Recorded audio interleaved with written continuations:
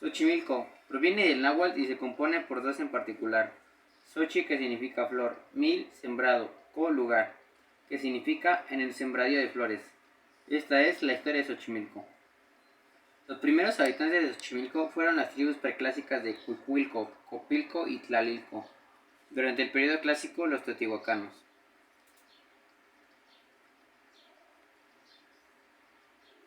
Los Xochimilcas, la primera de las 7 tribus nahuatlacas que llegó al Valle de México, se asentaron hacia el año 900 en Cuilama, en los alrededores de Santa Cruz Alcalpizca. Fundaron su ciudad en el 919. Poco a poco se extendieron y ocuparon otros terrenos como Mixquic, Tláhuac, Culhuacán, e incluso algunas áreas del actual estado de Morelos. Aquellos gobernantes dedicados a la agricultura fundaron su señorío con Atonayo, su primer gobernante, quien dispuso intensificar el cultivo de las tierras altas y proponer sobre el lago unas caras cierno o limo, creando así las chinampas en la zona lacustre del valle, produciendo maíz, frijol, chile y calabazas, entre otros cultivos. Aquí, en Xochimilco, Tlacotciopi, una mujer llega a ser gobernante, lo que no sucedió en ningún otro lado de Mesoamérica, en la época prehispánica, y a quien se atribuye la creación de algunas de las tradicionales platillos de la comida xochimilca, como el nehuatolli, el chilatoyi, los esquitos y los tlapiques. Posteriormente, el señor Xochimilca Castolzin en 1352 traslada la ciudad a la zona del lago e islote de Tilán, donde actualmente se localiza la parroquia de San Bernardino de Siena. En el año de 1376 se enfrentó a los mexicas, que acaudillados por Acapistli se habían lanzado a la conquista de los Xochimilcas. En esta guerra, el señor de Acapotzalco concede ayuda a los Xochimilcas, a cambio de imponer a Tlapoztli. Vencidos los mexicas, Caspostli se obliga a pagar tributo a sus aliados, quien se convierte en el 10º señor de los Xochimilcas. En el año de 1430, durante el reinado de Tepoztlali, los Xochimilcas son vencidos por los mexicas, quienes rompieron los coescuadrones de Xochimilco, obligándolos a replegarse hacia el cerro de Xochitepec, destruyendo la cerca que defendía la ciudad.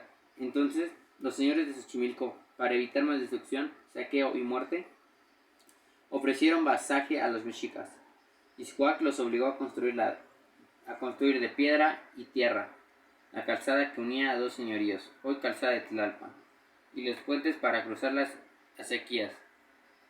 Durante el reinado de Moctezuma, los Xochimilcas contribuyeron con materiales y manos de obra para la construcción del templo dedicado a Huitzilopochtli, y en tiempo de Ahuitzlón, con mano de obra para el acuerdo que iba de Coyoacán a México.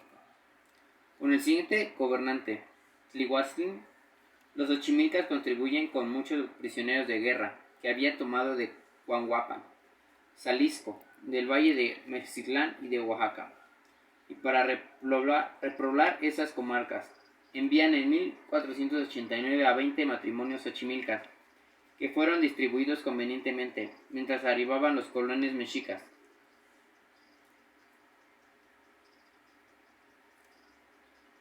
Después de las victorias logradas, sumamente complacido, Ahuitzlok concede a los Xochimilcas la libertad de su señorío y a partir de este momento, Xochimilco y Tenochtitlán conviven en paz, se ayudan y comercian entre ellos libremente.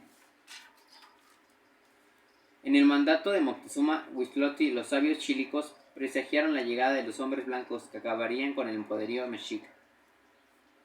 Ante esta situación, Moctezuma Xochitl impone a Xochimilco un nuevo gobernante, Omatlac, quien hubo de volver a Tenochtitlán cuando Moctezuma hecho prisionero por Hernán Cortés, por lo que fue sustituido por Huitzilopochtli, que a escasos 80 días de haber asumido el trono se vio también precisado a regresar para combatir a los españoles en la rebelión encabezando por Cuitláhuac. Mientras tanto, en Xochimilco sube al trono Huitzilopostli, advertido por los mexicas que debía ayudarlos en cualquier conflicto armado que sobreviniera a la huida de los españoles. Y así lo hubo de hacer, pues siguiendo su plan de conquistar primero las poblaciones aledañas a Tenochtitlán, Hernán Cortés y sus ejércitos entran a Xochimilco el 16 de abril de 1521. Durante este episodio, Cortés cae de su caballo en Tlaxtocan, siendo salvado por un soldado llamado Cristóbal de Olea y uno de sus capitanes. Ya en el pleno sitio de Tenochtitlán, Cortés ordena un ataque rápido y sorpresivo contra los Xochimilcas. desatándose una terrible lucha de aquellos pocos que salieron con vida. Según una leyenda, el propio Cuauhtémoc fue hasta Xochimilco a conseguir ayuda de hombres y canoas para la defensa de Tenochtitlán. Y como recuerdo de su presencia, plantó el sábino que aún se conserva en el actual barrio San Juan. Consumada la conquista de Tenochtitlán e iniciada la evangelización por parte de los misioneros españoles, Aposhuatzli, último gobernante de Xochimilca, fue bautizado con el nombre de Luis Cortés Cerón de Alvarado el 6 de junio de 1522, y se le permitió seguir gobernando a su pueblo bajo el mandato de los conquistadores. Después de las guerras de conquista, una política de buen trato por parte de los españoles se notó para Xochimilco. La labor evangelizadora fue iniciada en Xochimilco por Fray Martín Valencia, con la ayuda de otros frailes: Alfonso Paz Monterrey, Juan de Novarcella, Juan Lascano, Cristóbal de Sea, Gregorio Basurto, Pedro de Gante, Francisco de Gamboa, Francisco Soto, Juan de Ganoa, Bernardino de Sahagún y Francisco Bautista. La construcción del convento franciscano acontece entre 1534 y 1579, durante la época colonial. La orden franciscana trajo intensamente Xochimilco, donde fundaron la capilla de San Pedro, la iglesia y el convento de San Bernardo de Silea, el hospital de la Concepción Tlacuapa y la primera escuela de teología, artes y oficios. Hernán Cortés entregó Xochimilco, tierras y población en encomienda a Pedro de Alvarado, inmediatamente después de la conquista militar en 1521, y permaneció como tal hasta su muerte en 1541. El rey de España, Felipe II, quien atendió la petición de que le hicieran los habitantes de Xochimilco, resolvió el 4 de marzo de 1559 que, es nuestra merced y voluntad, y mandamos que ahora y de aquí en adelante el dicho pueblo de Xochimilco se llame e estimule y pueda llamar e estimular la noble ciudad de Xochimilco, y que goce de las pertenencias, prerrogativas e inmunidades que gozan y deben gozar las otras ciudades de las dichas Nuevas Indias. Durante la colonia, la Nueva España padeció epidemias que llegaron a mermar a la población indígena. Las más devastadoras en Xochimilco fueron Colochtli en 1576 y la de 1777, que dejó un saldo de 2000 muertos. Por ser Xochimilco una ciudad lacustre, sufría de repentinas inundaciones que acababan con sus cementeras. La más grave registrada ocurrió en 1609. Por haber aceptado aparentemente el cristianismo, a los xochimilcas se les permitió conservar algunas de sus tradiciones locales y su identidad como pueblo. La población continuó siendo mayoritariamente indígena, por lo que la intervención de los hijos, nietos y descendientes de los naturales facilitó el control de los barrios y los pueblos dependientes de esta cabecera. En Xochimilco era tanto el comercio con la capital y otras poblaciones ribereñas que en el siglo XVII entraban más de 1000 canoas diariamente, flujo considerado como único en el mundo en esa época. De hecho, las referencias históricas hablan de que hubo más embarcaciones y se practicó más la navegación de Xochimilco y en Texcoco que en ningún otro lugar de México, incluyendo sus gigantescas costas. En 1749, Xochimilco pasó a ser corregimiento de la Independencia de México, y hacia fines de la colonia ya pasaba el camino de México a Cuernavaca, por lo que Xochimilco fue un importante depósito de los efectos de tierra caliente. Entre los personajes que destacaban de esta época se encuentra el ilustre xochimilca Martín de la Cruz, autor de Xuixpatli Mezcual o Libellus Medicielos Indolus, conocido en todo el mundo como Herbario Azteca o Códice Cruz Badiano, libro de medicina más antiguo que se ha escrito en el continente americano, traducido al latín por otro ilustre xochimilca, Juan Badiano. Actualmente el original se encuentra en el Vaticano.